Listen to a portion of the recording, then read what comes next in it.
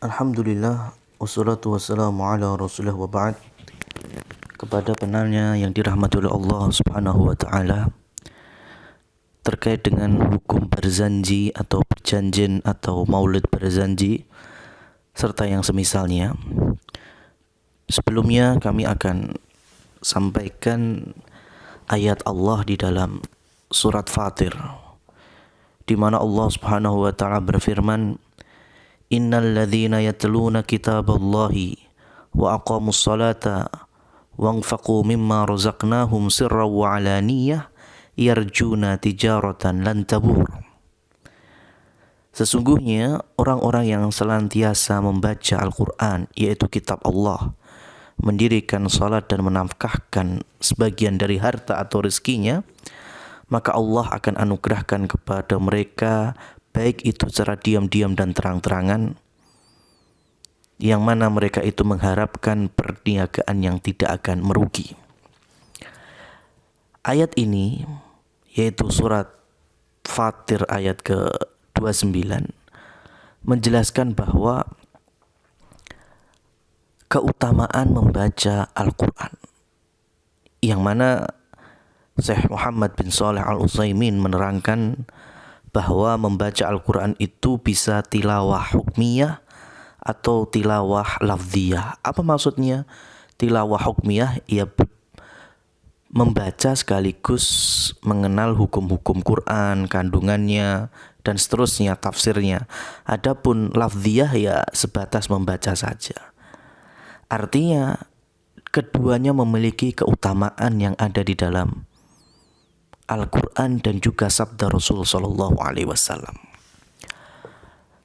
Sekarang, kalau kita tahu bahwa Al-Quran itu bacaan yang mulia, firman Allah yang berpahala ketika kita tilawah, dibandingkan dengan membaca berjanji, lebih mulia mana? Kalau sampai memilih yang kedua, hati-hati. Kalau sekarang lebih memilih yang pertama, berarti pintu kebaikan sudah terbuka. Itu yang pertama. Yang kedua, keberadaan kitab Maulid Berzanji yang sangat populer di Indonesia, aslinya adalah kitab yang berisikan tentang sirah Nabi, mulai dari lahirnya beliau, hijrahnya sampai wafatnya.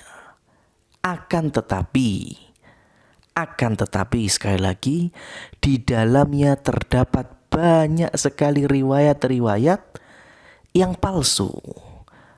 Atau kalau nggak palsu, pujian-pujian terhadap Rasulullah yang ghulu atau berlebihan.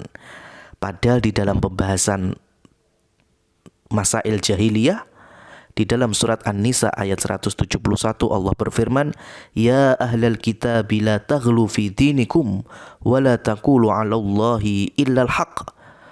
Wahai sekalian ahli kitab, janganlah kalian melampaui batas di dalam agamamu. Janganlah kamu mengatakan terhadap Allah kecuali yang benar. Lah bagaimana dengan Rasul? La tatruni, dalam riwayat Bukhari dan Muslim. Janganlah kalian menyanjungku secara berlebihan, kama atrotin Nasara ibna Maryam, sebagaimana orang Nasrani menyanjung berlebihan Nabi Isa bin Maryam. Innama ana abdun fakulu abdullah wa rasuluhu. Maka katakanlah bahwa aku ini adalah hamba Allah dan aku Rasulnya. Dan di riwayat Muslim rahimahullah, Rasul bersabda, Iyyakum wal ghulu fa innama ahlaka man kana qablakum al ghulu.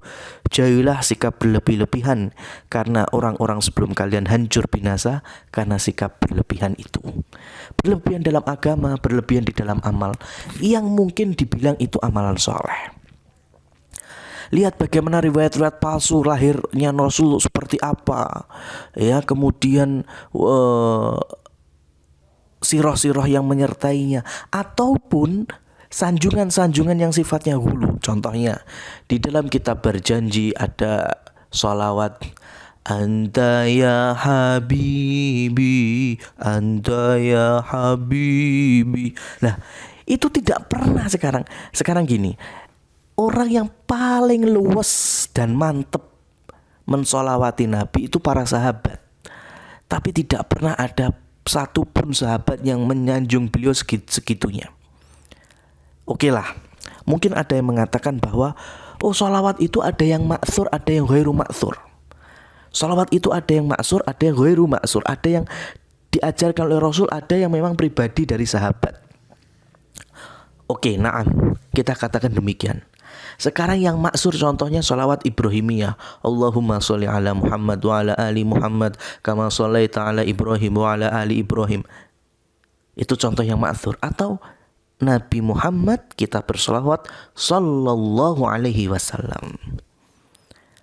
Ya, bagaimana dengan yang ghairu ma'tsur? Yang ghairu ma'tsur sebagaimana para sahabat mungkin mengucapkan anta rasulun karim, ibnun karim.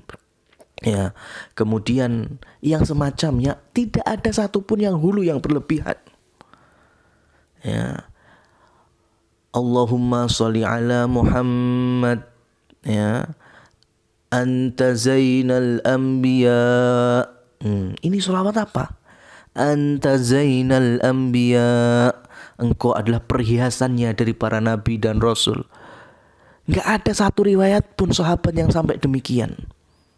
Kalaupun itu terdengar oleh Rasul, insya Allah Rasul langsung tegur. Oleh karenanya sekarang, dari poin pertama, Al-Quran lebih mulia. Hadis sahih lebih mulia di bawah Al-Quran. Kemudian kitab berjanji, kitab tentang sirah Nabi, tetapi isinya ternyata ghulu. Isinya banyak hadis-hadis dhaif, hadis-hadis maudhu' la aslalahu. Ya. Kemudian yang ketiga, biasanya orang itu membaca kitab berjanji itu malam Senin atau hari Senin. Supaya apa? Kan hari Senin hari lahirnya Rasul. Lah di tempat Anda atau di kampung Anda malam Kemis atau Kemis malam. Lah ini kan ya aneh. Lebih gak sesuai bid'ahnya yang lainnya juga. Artinya kita cukupkan bahwa kalau mau belajar sirah Nabi, ya membaca kitab sirah Nabi. Membaca kitabnya Ibnu Ishaq, ya, kemudian Ibnu Hisham atau sirah-sirah yang lainnya, Nurul Yakin. Ya, banyak sekali kitab-kitab sirah, baik yang klasik maupun kontemporer. Mau dikaji setiap pekan silahkan, mau malam Rebu Kamis silahkan, mau malam Selasa Jumat Ahad silahkan. Kenapa? Karena kitab sirah itu juga kitab yang penting supaya kita tahu Syama'il Muhammadiyah miliknya Imam Tirmidzi. Ya, atau supaya kita tahu laqad kana lakum fi Rasulillahi uswatun hasanah. Intinya dari pertanyaan bagaimana berjanjian? Berjanjian itu tidak ada syariatnya. Berjanjian itu ghulu terhadap zatnya Rasul sallallahu alaihi wasallam. Berjanjian itu dengan niat yang baik mengaji sirah, tetapi aplikasinya salah. Yang ada cuma ya mungkin kumpul-kumpul seneng-seneng atau mungkin hanya nyanyi-nyanyi saja yang dicari. Wallahu a'lam bishawab. Walhamdulillahirabbil alamin.